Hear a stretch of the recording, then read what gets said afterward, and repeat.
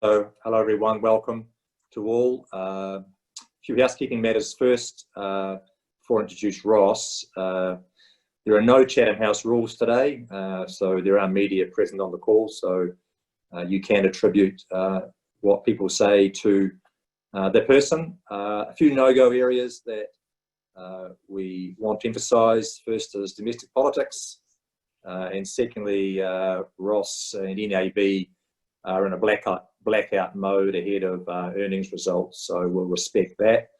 Otherwise, this is simply a very informal fireside chat. So if you can imagine that Ross and I are in a bubble, which is a topical noun in itself, in a lounge in a place somewhere in a backcountry farm with a fire on, and chatting to each other, will certainly enable participants to ask questions through the Q&A button on your page. Please do that, and I'll pick up those questions that are the most popular towards the end of the session.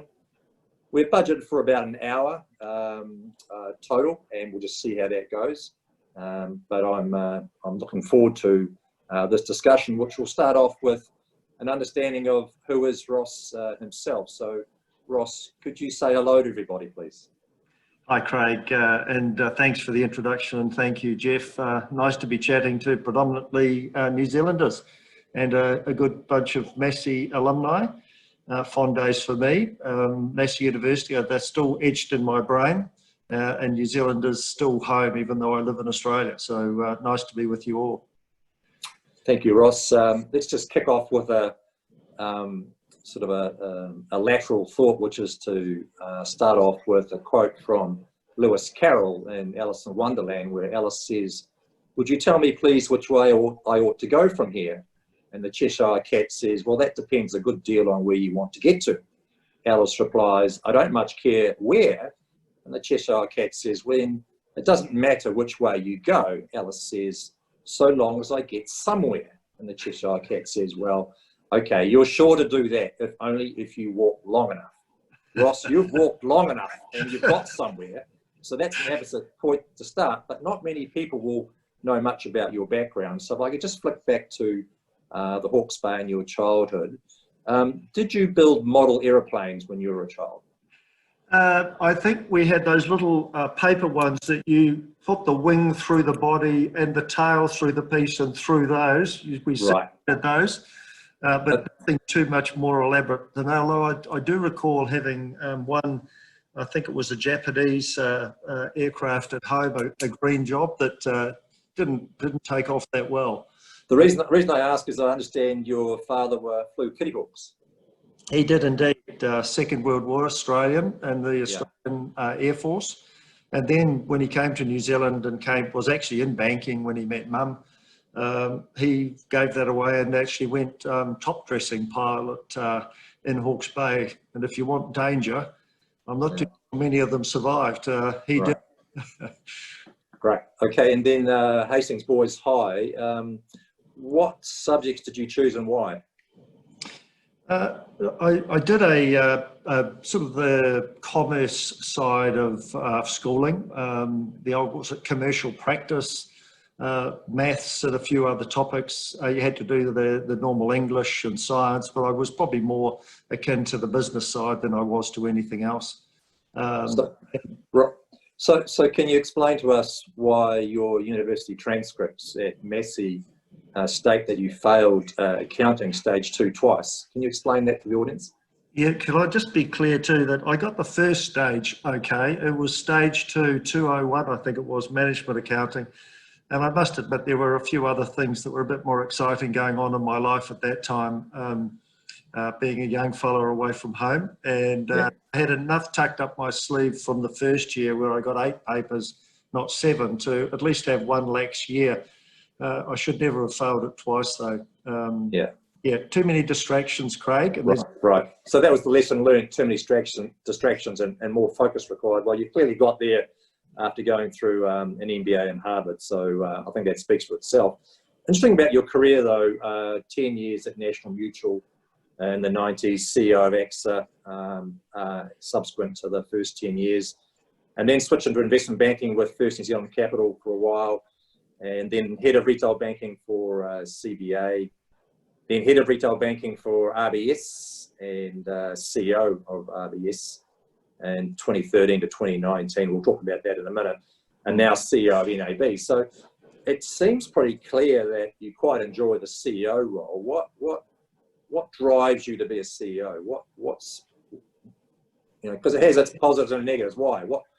It's pretty clear from your background, that's what you like doing. Yeah, I think it's more around the leadership piece that I enjoy, Craig. You'll see I actually started coming out of university. I went into Unilever, which was both in the food and detergents type manufacturing through HR. And then found my way through consequence into the financial services sector, starting off in HR and then moving into the business side of it. And I enjoy the leadership piece. I enjoy getting results through others, which is what leadership is all about. And I've always enjoyed it. And I think it's been, as I look back on my career, it's more taking opportunities that have actually created the next opportunity. If I hadn't moved out of HR into, for example, the sales force of National Mutual, I would never have run the sales force. I would never have then become the CEO. So I think each of those was taking a little bit of a risk, but also taking some opportunities that I think sometimes people miss the opportunities that are put in front of them because they have some linear process of getting to the top or something. So I think I've taken some opportunities, they've worked out, worked hard at them, but also enjoyed working with people. So it sort of goes to the quote from a Nobel Prize winner who mentioned that luck was somewhat 10% serendipity and 90% preparation. If you weren't there at the right time and had done the work, you wouldn't have seen those doors open and taken those opportunities. I think that's right. The other side to it too, Craig, when I look at it, you know, we've taken the opportunities. Some of those have meant moving cities in New Zealand, but also moving countries to Australia. I've operated in Australia. This is my third time in Australia. The first move was probably the most difficult. Two very young kids having to move to Australia when we had a house that was not quite finished either in New Zealand. And that was probably the first big decision. And what we decided, my wife and I, who's also a Massey graduate, we decided we'd take the opportunity and would turn it into an adventure. And each one now has become the next adventure for ourselves and the family. So I think sometimes it's how you look at these opportunities as well. Do you see them as an opportunity or as a problem? And I've always seen them as a good opportunity. So when you turn up in RBS in London, did you appreciate the kind of trials that you'd have to endure and effectively end up in a turnaround opportunity? So just take us through the adversity that you uncovered and how you managed that through to 2019.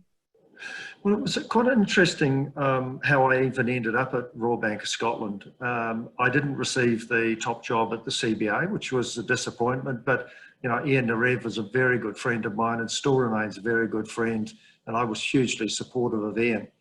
But after a period of time, you think, what next? And my wife and I were actually in New Zealand at Taupo at Christmas 2012. I still remember it. And she said, so what are you going to do? You're bored. And I said, there's two companies I think I would enjoy working with from a retail banking perspective. One was Bank of America, which was having some difficulties. And the other one was the Royal Bank of Scotland. And without a word of a lie, on the 16th of January, I still remember the date, I got back, my first day back at work, I got a call from the headhunter saying Royal Bank of Scotland was looking for a retail head. You know, 6 months later, I was there running the retail business, and 10 months after that, running the entire business. So again, it was seeing an opportunity, seeing something that needed change, and not being frightened of putting yourself in a position of having a go at changing for something for the good.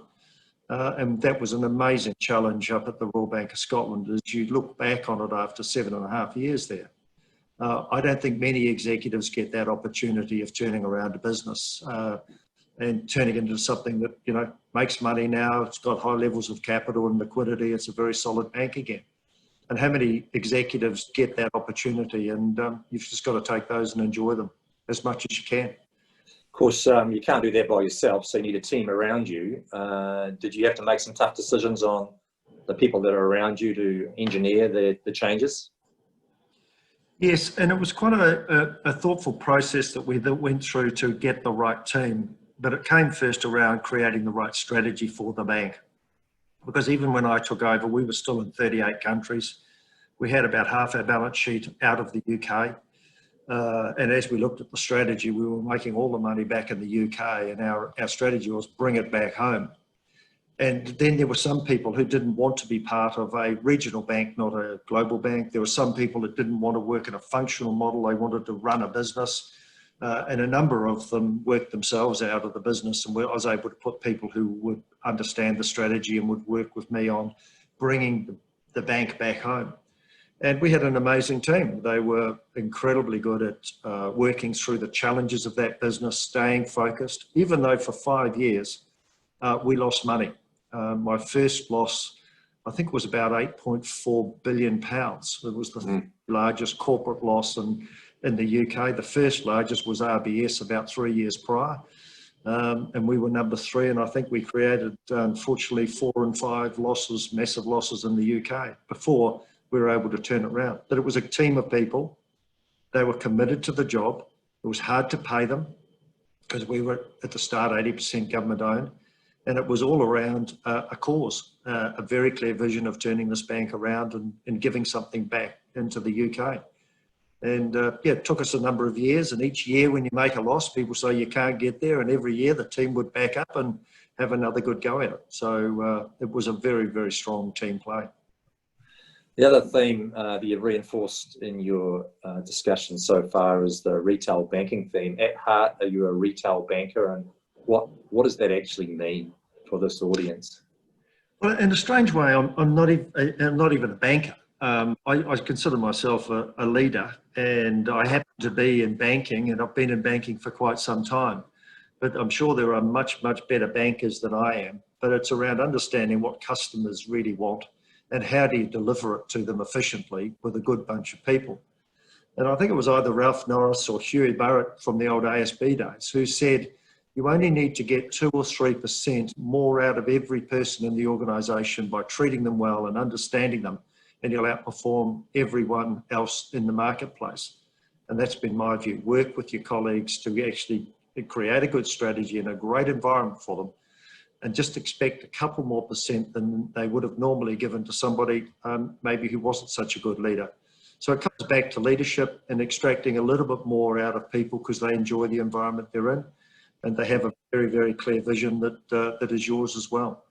And I think I've been doing that reasonably successfully for quite some time now. Nevertheless, when you're at the top or the apex of a large organisation, some of the skeptics amongst us might say information is filtered to you by 2 ICs and 3 ICs. So how do you trust but verify? How do you find out what's really going on, what's really interesting to people at the coalface, and by that information understand your customer better? Really good question, Craig. And I'll give you an example of how I've done that here at NAB. I spent 3 weeks full on out with colleagues, our bankers, with customers, in teams, sitting in agricultural cars, going out to see farmers and the likes with our bankers, and actually pushed them for the truth about what was really going on and what did we need to do with the bank. And when you give people the opportunity, it's amazing what they tell you about what's working, but also what's not. And that was a very strong piece of when I came back and said, now, this is what I've found after 3 weeks. Here's what we're going to do immediately, i.e. the changes I'm making as of today. Here are the things we're going to do in the next 3 to 6 months. And here are the things we're putting into our strategy that we'll target over the next 3 to 5 years. But it's getting with colleagues and encouraging them to just tell you as it is. So I can still visualize being in the Land Rover, the Land Cruiser with a banker taking me through the steps of how do you put a business loan through the process and what steps are completely archaic. And what are we doing now? We're reworking the entire processes of our business lending and our home lending as well. And we've taken steps out of it that are completely unnecessary because, you know, over time they get layered in. But that came out of getting your hands dirty and working out what's going on. that's what you've got to do as a leader. Whilst you believe your team, you have to verify. So it's an old one of inspect what you expect. Yeah. To everybody else to filter it up, you're not going to get the whole story. So, at the same time, a CEO role can be lonely, and that's not the same as being alone. They're two different things. But let's just focus on the loneliness. Do you have ways of mitigating that loneliness when decisions do come up and they need to be resolved? People are looking to you for guidance. How do you mitigate that lonely position at the top? Look, you are on your own. I've got an incredibly supportive chairman in Phil Cronigan, who's a great banker. As the chairman, we have very, very good open conversations. So you can have the conversation with your chairman because you trust each other. And you can have conversations on certain topics with your executive team or as the team together. But there are some things that you end up having to make the call on. And some of that comes from a little bit of experience. Some of that comes from having conversations with people that you very much trust.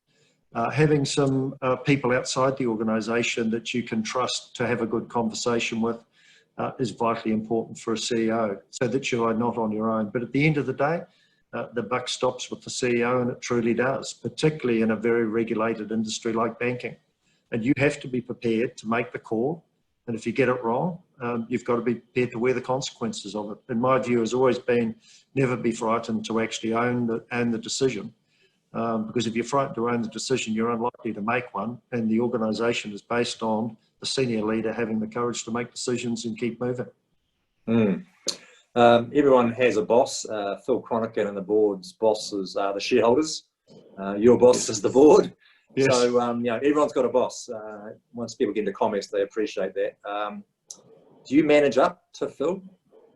I'm not too sure it's managing up. We have, as I said, we have regular, really good conversations. One of the things I work on, and I think Phil appreciates, is I never want to surprise him. I never want him hearing about things that I haven't had a conversation with him about. 2 nights ago at about 9 o'clock, I heard of something that I thought I'd rather tell him than him see that in the newspaper. The phone calls are made, never shy away from it.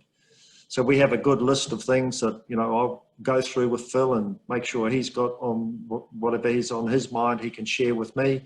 We'll have a conversation. So you've got to build that relationship. And if you've got a great chairman and CEO relationship, I think it's very good for the CEO, but it has to be open and frank. And respecting the position of a chairman. They are there to look after the organisation for the shareholders, and that is their job. But I think it helps having a very strong working relationship with your chair, but it's got to be open. He's got to be able to say to me, Ross, I don't like that. And or I think you should be thinking about that a different way. So I'm lucky, but I've also got a lucky in having a chairman who is a banker, who has been in the banking industry a long time, who knows how banks work. So we can also have strong conversation. An example of that, Craig, was when I had made a recommendation we should get more capital for this bank, given what was coming on with COVID. And Phil and I had conversations on that. Then it was the decision, do you pay a dividend at the same time as you're going for more capital?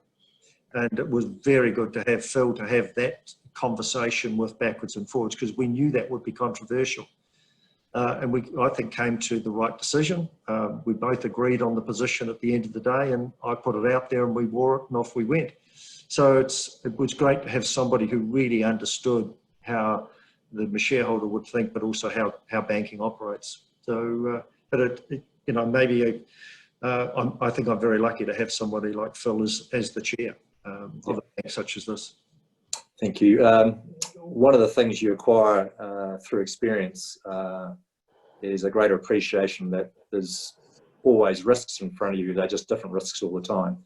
How have you acquired, let's call it, the humility in front of uncertainty? Yeah, well, I've always thought about this. It's not about me. I'm privileged to be the CEO of this great organisation, just as I was to run a business being Royal Bank of Scotland, which had a pedigree of 293 years. I mean, I happened to have a space of 6 years that I was leading it. It's not my business. And you've got to keep remembering that you are the CEO in a very, very privileged position, paid well to do the job, but you're there to look after other people's interests and run a business. And I think when you lose your humility and lose that little bit of humbleness, you actually end up making decisions that are about you, not about the organisation. At that point, you should go. And I think it's the understanding of when it's somebody else's turn. And at RBS, in my view, was after turning it around, it was somebody else's turn to take it to the next level. So the chairman and I had that conversation. And I'll be the same here. When I feel as though I've done my bit and I've got somebody ready to take over, you've got to have that humility to say it's somebody else's turn. And I think CEOs make some poor decisions about that because they think it's about them. And it's not. And it's got to be about the organisation and what's best. But it's also around your team. You get a lot of energy out of your team. You give a lot of energy to your team as well. You're there to push them along when they're starting to think maybe this is getting a bit tough or whatever. So I think you get that. You've got to remain humble in a job. Otherwise, I think just get out of it. It's not about you.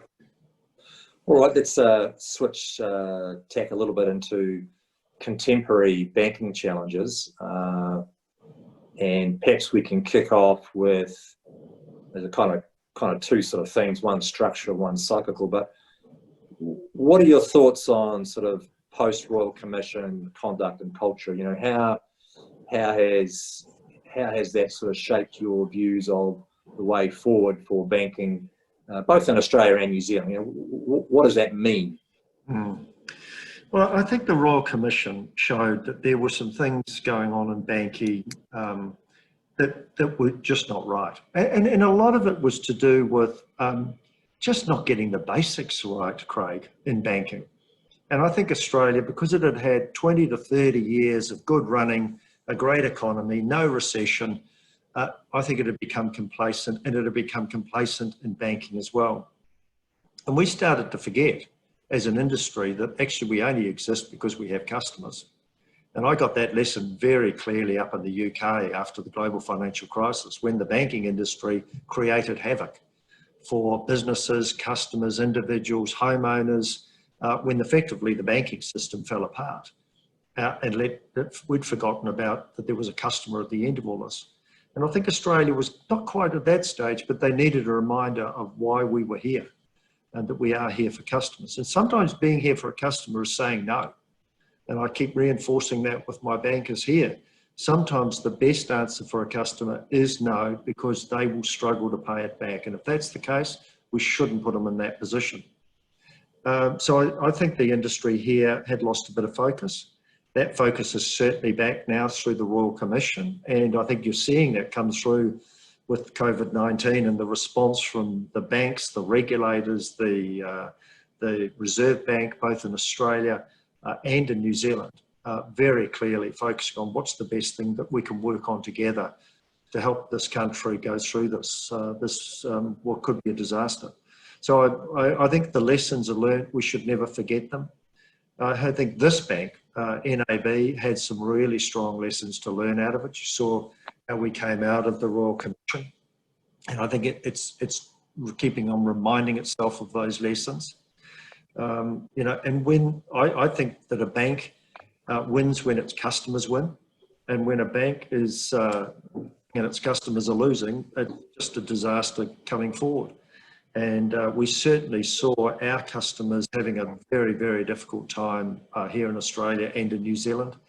And our response to us to lean in and be as helpful as we could. So I think there's been a lot of lessons come out of the Royal Commission. I think. Do you think? No, and I think we've still got some things we need to tidy up, and there's still some regulation coming through after the Royal Commission that will impact banking and our relationship with customers.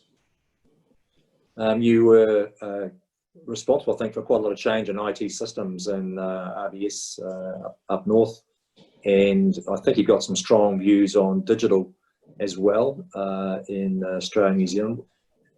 COVID may have accelerated some of those strategies, Ross, but you want to take us through what you think is the future of banking as it relates to digital solutions? Well, one of the things I truly believe is that customers are actually quite happy to do a number of things themselves to do with banking if you make it simple enough for them. For example, if right now COVID has, I think, brought forward the reduction in cash, not the taking it out of the system, but the reduction in cash usage, that's probably brought it forward 5 years. So then you say to yourself, well, what's the impact on things like branches, ATMs? But you need to have all the facilities for customers to do everything they want to do, I think, on a mobile phone or on an iPad, that they can do it anytime they want. And when you allow this, it's interesting to see what customers do. They may apply for a personal loan or a credit card or a transaction account or a business account, at midnight at night. But that's up to them. And if you make that facility available through technology in a digital world, let customers do it when they want to do it. And I think that's what you're seeing with this virus come through, that customers more and more have actually used the digital channels. At BNZ in New Zealand, they've set up a line for the over 70s. And what was that to do? Was to help them actually use the digital channels and teach them how to use them. Now they're dropping that down to the over 50s to actually get them using it more because it was great for them and they loved it. I had this wonderful website posting the other day from a 94 or 96-year-old veteran. And he was, like my father, flying Kitty Hawks in the Australian Air Force. So I couldn't hesitate but to drop him a little note back. And his name was Max, just as my father's name was Max. So I dropped him a little note. But he was so proud of himself that he'd got onto the digital channels, he and his wife, and basically told us he was no laggard. He was up for this. And I think this is when you make it easy for people and show them how good it is for them, they will use those channels. And you're seeing that more and more now, Craig. And that acceleration will just continue. So do banks become marketing organisations backed up by wiring diagrams at the back? What does the structure of banking look like? Well, I think certainly technology is going to be the major player for banks to enable customers to do what they want to do.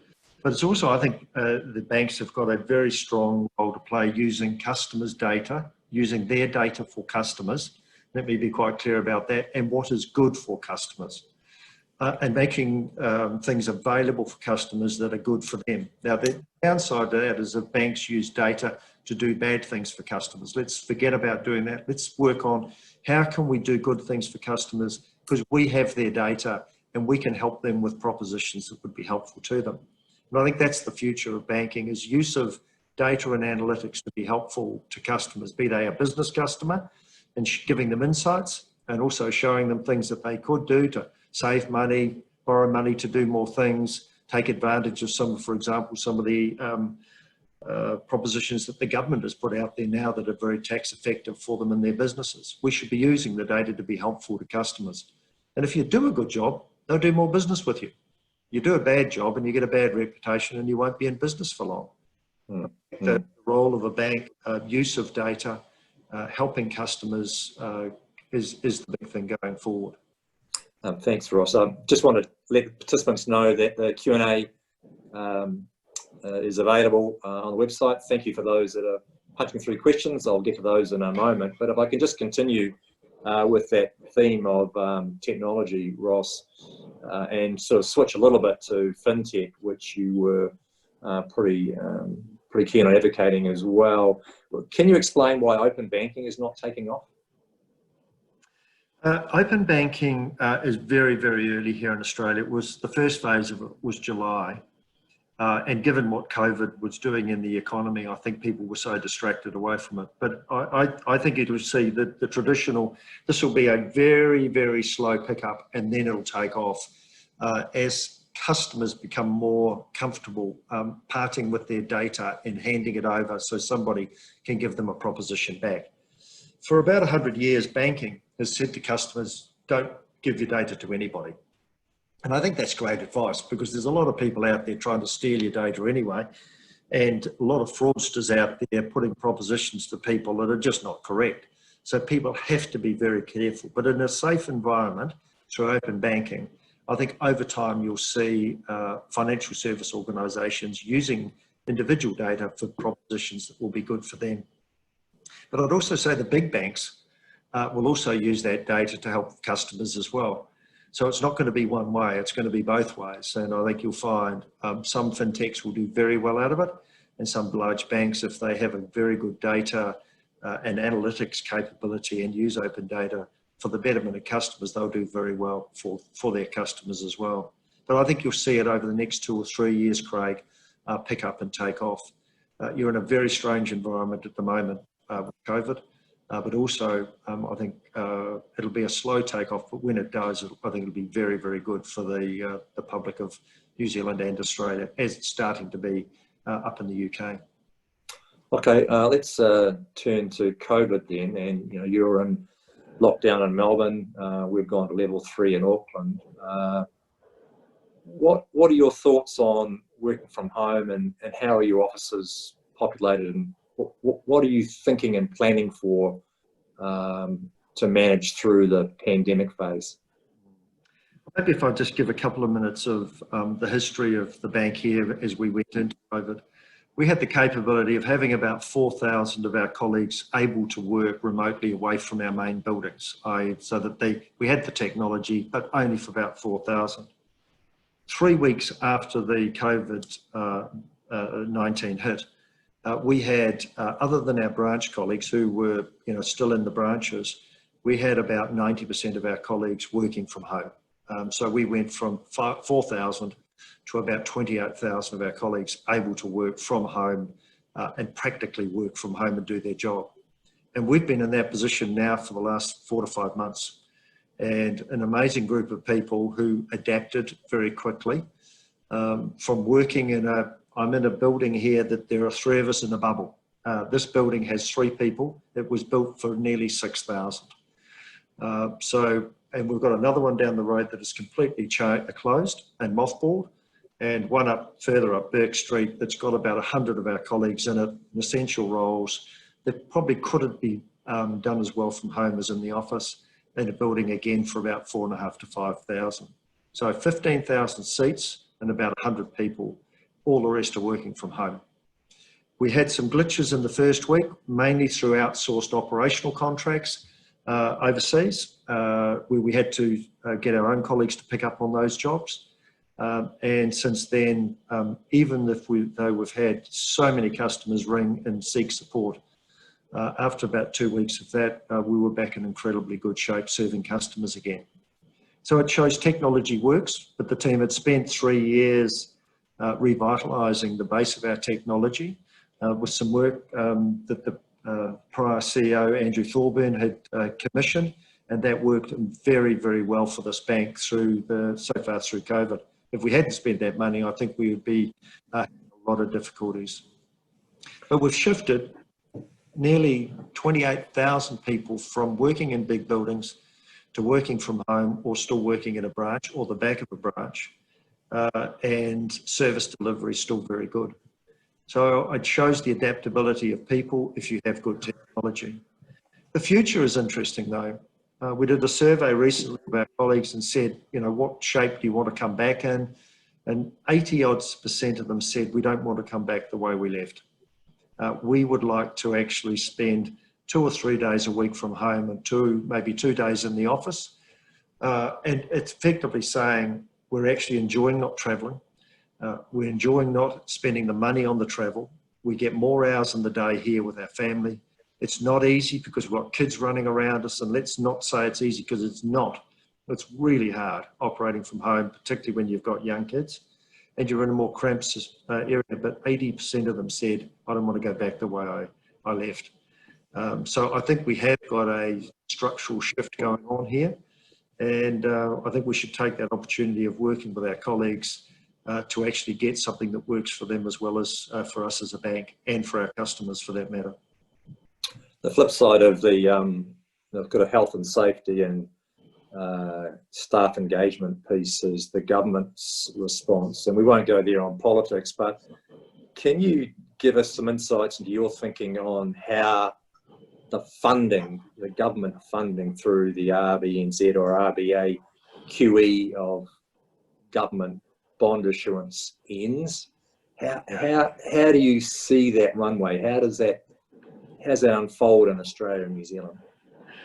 First off, I think you and I live in two of the luckiest countries in the world. And I say that not just because I'm a Kiwi, but we've had governments with good discipline around financial running of the countries for the last few decades. And New Zealand and Australia went into this with some of the lowest debt per GDP of any developed country in the world. So we start in a great position.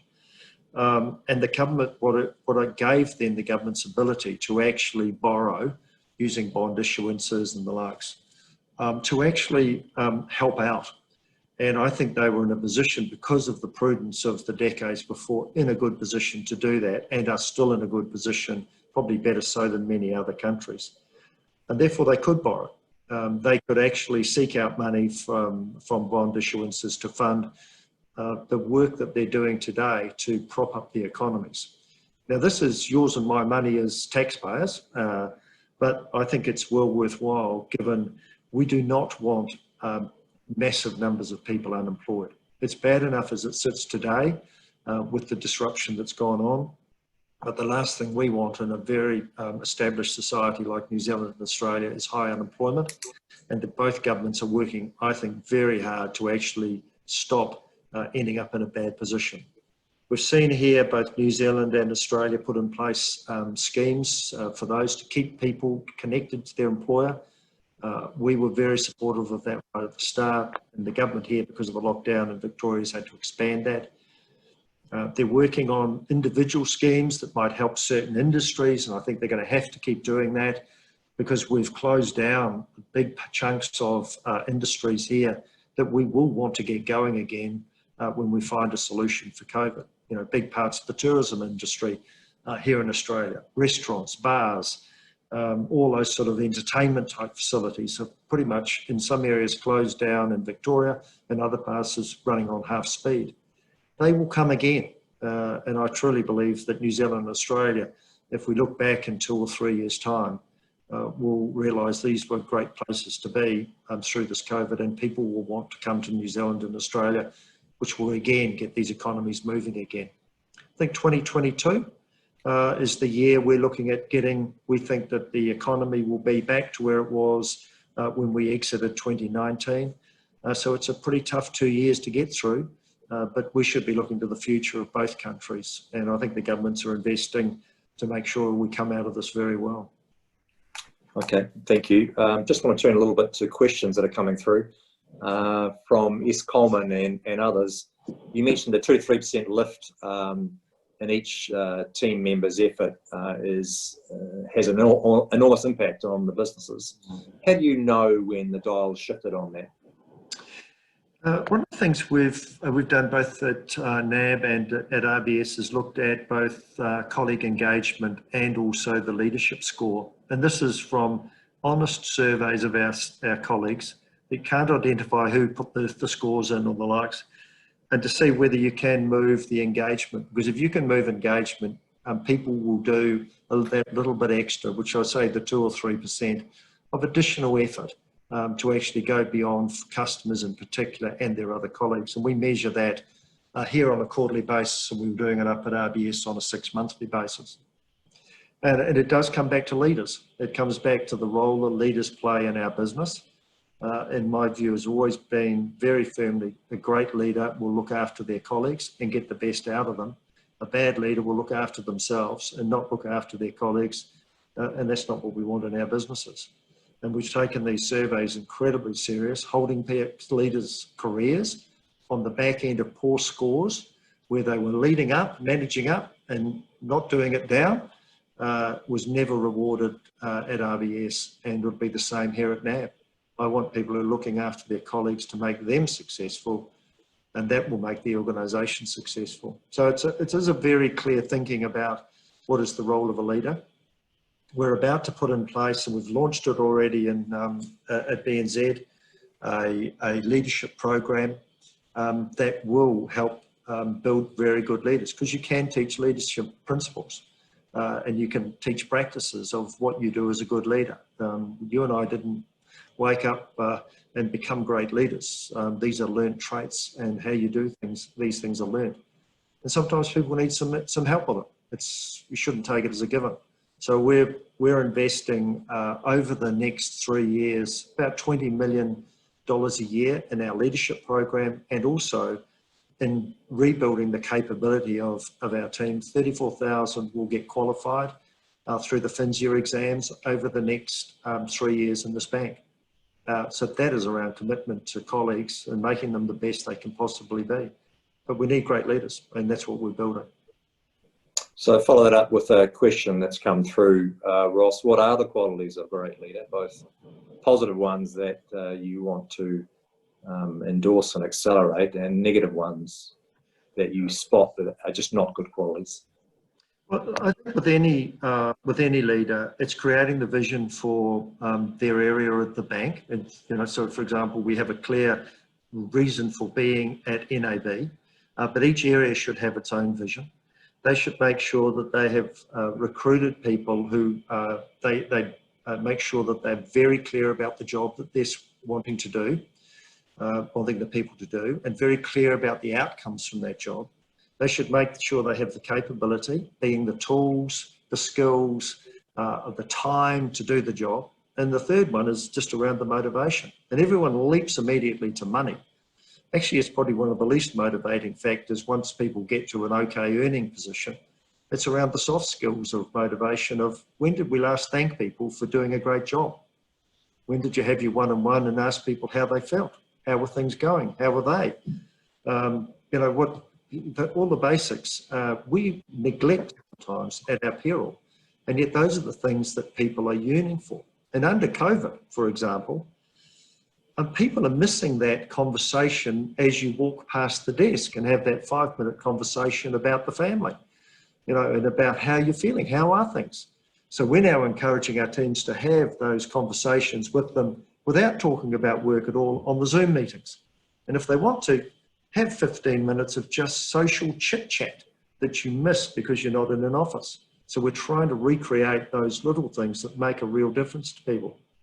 And what we're finding under COVID, people are under stress, massive stress. When you talk to our bankers and they're dealing with businesses who are having difficulty, and these are people that they've dealt with for years and years, that creates enormous stress. So you have to find ways of letting them vent those stresses and actually having someone to talk to. And when you're physically not there, you have to create that. So it comes back to being very clear about what you want, making sure they have the capability, and then the motivation, which most of that is very soft skills and recognition pieces. I think it's some of the traits of a good leader. But start with a bit of a vision about what you want, and then break it down from there. All of those tools. And the poor characteristics, ones that you think are inappropriate? Self-interest, managing up constantly, so making themselves look incredibly good with the boss all of the time, forgetting that the actual colleagues underneath them are the ones doing all the work, and they should be the ones being looked after. And you see that so often, and you've got to stamp that out in an organisation. And you should never promote because of it. You should actually hold them back. And you see that through your leadership and engagement scores on a quarterly basis, and on a 6 month in some organisations. And you should actually actively intervene in a positive way to get the best result. But sometimes those people shouldn't be in your organisation. And sometimes you're better off taking them out. They're better off in some other organisation. If you say to people, and our strategy is around customers and colleagues as the two twin peaks of our strategy in this organisation. If we're not serious about that and we let people with very low engagement and leadership skills lead our colleagues, what do you think they think? They think you're saying one thing and doing something completely different. So we either get the scores up by be working better with your colleagues, or unfortunately this is probably not an organisation that we need your leadership skills in, and those are the tough calls you need to make. And I've certainly made those, and we're, I'd ask our teams here to work with people to get their scores up, and if not, they're probably not fit for this organisation. Thank you. Your comments around stress under Zoom conditions or COVID conditions when you're working from home are, I think, opposite.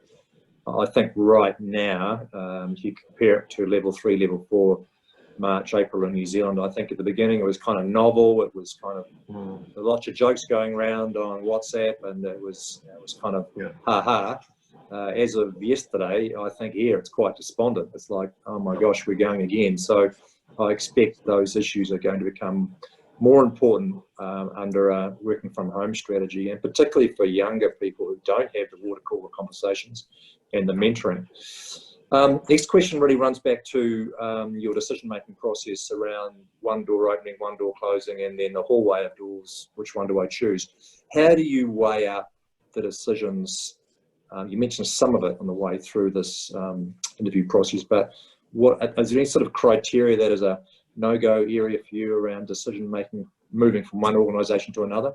Is it a push or a pull, or how would you describe your decision-making process? Well, first off, I think my view has always been, as I've got these organisations, develop with the team a very clear strategy of what's which direction the bank itself is going in this case, and what's going to be important and what's also not going to be that important, because you can't do everything. So work out what are the areas that you want to be very strong at, and where are you going to invest your dollars? Because in a way, a CEO's job is, which businesses am I in? Where am I going to invest the money for the best effect for the organisation going forward? And at what pace am I going to take it? Those are the sort of the big decisions the CEO, at the end of the day, is there to make, and then monitor the activities and drive towards that. I think you've also got to pin your decisions back against, you've got this strategy, you've got this direction for the organisation, you've got to pull the levers and the decisions around those. So if it's not related to something, for example, we're focusing on 19 projects here on the bank. We started with 467 things, and I said, it's just ridiculous. Stop it. Let's just get to what are the most important things we'll invest in, and then agree those that will make the biggest impact for the bank, and I'll put the money behind them. So therefore the decision is, what don't I fund? And we've used the team to actually align around that. And I must say the team here are doing a very good job of saying, we'll pull this lever, we won't pull this one. And that means we'll put money into that and we'll take it out of here. We're not going to spend over here for the next year or two, but we're going to put more money over here. And I do rely on my team, who are very close to the businesses that they operate. They are running big businesses. A lot of these, if you actually carve them out, you put them onto the Australian Stock Exchange, they'd be in the top 100. So there are big businesses inside a business. And I do use those leaders to work through where should they invest, what decisions they should be making. We'll have the conversation, but at the end of the day, I've got to rely on my leaders to make the big calls, or we'll make them together as a team, or at the end of the day, the boss will make the call if there's disagreement. But do it against your strategy, do it against the areas that you've said you'll invest in. And sometimes, Craig, you don't get them all right.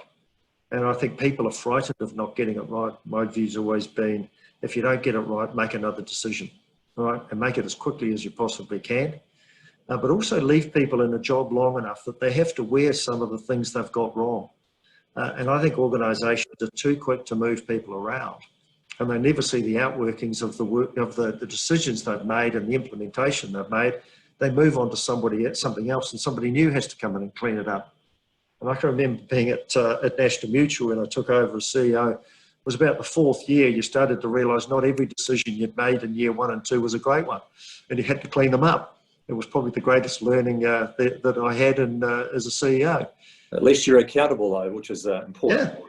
Yeah. And that's what you've got to make people and hold them accountable, but be supportive of them with it, because you do want decisions made.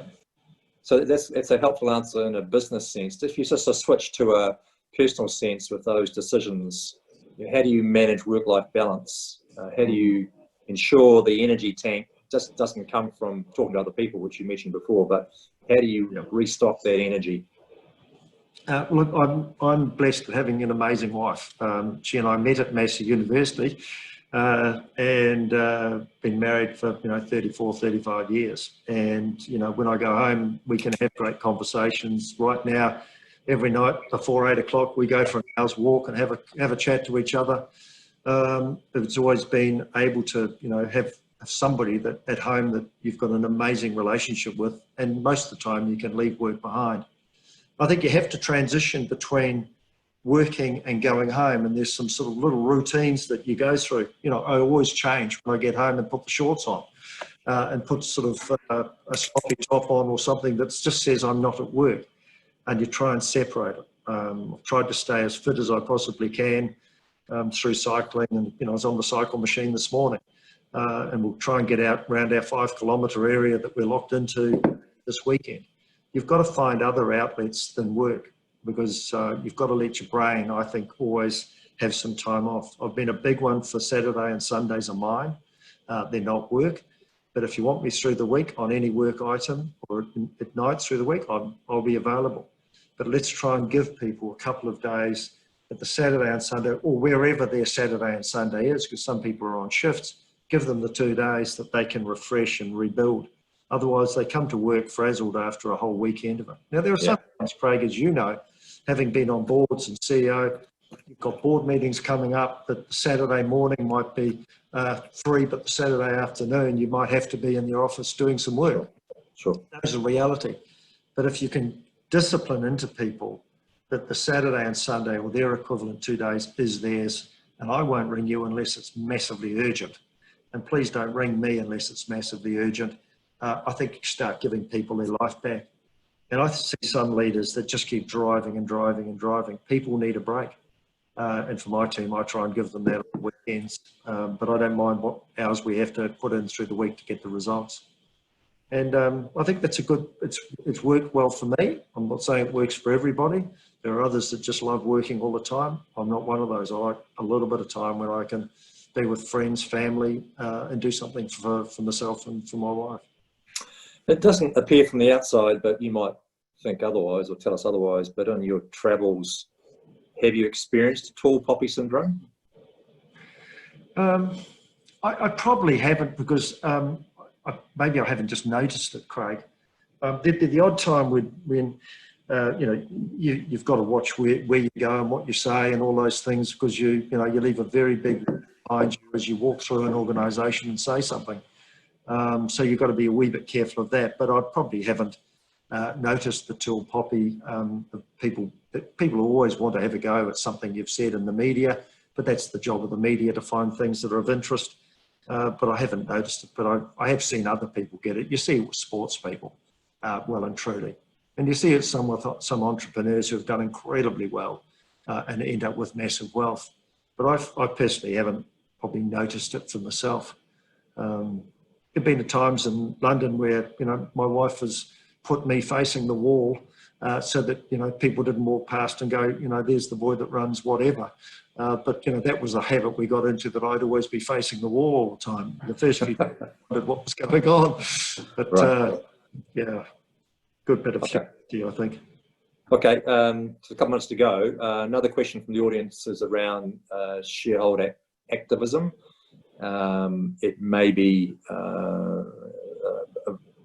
varied depending upon the market that you've been in, but maybe from an Australian perspective, is shareholder activism something that you support, you get worried about? How do you manage it and see it? Well, I've never had a difficulty with it, because I've never had an organisation that's had an activist come on board. But usually I think that they've got a point of view that probably needs a good listening to see if there's anything real in their view. And as long as it's for the best interests of the company, not the best interests of the activist who's trying to make some money for somebody else, and not all of the shareholders, I think it's worth having a listen to and engaging and at least having the conversation with.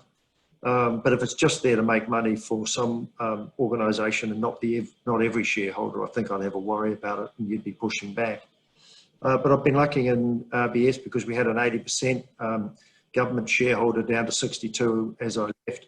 There was no point in an activist coming into that, because you already had somebody who had a very strong interest in the bank itself.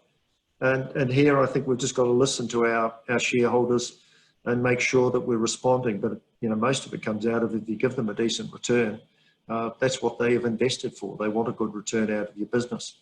But I think we should have an open listening, but be very cautious of self-interest in it as well. Okay. If I can just borrow from Aborigine dialect, they have a rite of passage called walkabout.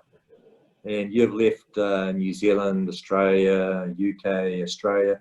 Is your walkabout finishing in Australia, Ross? Where would you like to finish your walkabout? Yeah. Look, Craig, New Zealand's home. Steph and I will end up back in New Zealand. We think about that now because this will be the last big CEO job I do. We'll want to do something else after. And that our view is that'll be back in New Zealand. We love New Zealand. I mean, as I say, two luckiest countries in the world are New Zealand and Australia. And I just don't think enough New Zealanders and Australians realise how good these countries are. And I'd encourage every one of them, go spend a couple of years somewhere else and you'll realise how good home is. So home is always New Zealand, always has been. We'll end up back in New Zealand and we look forward to mountain biking and cycling and doing all sorts of things around the tracks of New Zealand and getting back with family and friends. And that was one of the reasons we came back down here to spend more time back home, but it hasn't quite worked yet given the COVID situation. Okay, bearing in mind that you've got Australians and Kiwis on the call or on the Zoom, if you had to choose between a Barossa Shiraz and a Central Otago Pinot Noir, what's your choice, Ross? Look, it's got to be a Central Otago every time. All right. Got to be. Very good. Absolutely. Very good. Hey, well, I'm going to wrap up. It's now 60 minutes, and just thank you very, very much on behalf of CFA, Jeff and Kylie done a great job organising this, and I want to acknowledge them as well. Also want to note for participants, this webinar has been recorded, and the next event is on the 1st of September, which is a topic on infrastructure. But right here, right now, on behalf of all of us, Ross, thank you for giving up an hour of your valuable time in Melbourne to talk to us about leadership through adversity, and your walkabout. So all the very best. Thank you, everybody. Thank you, Ross. Thanks very much, Craig. All the very best. Good evening.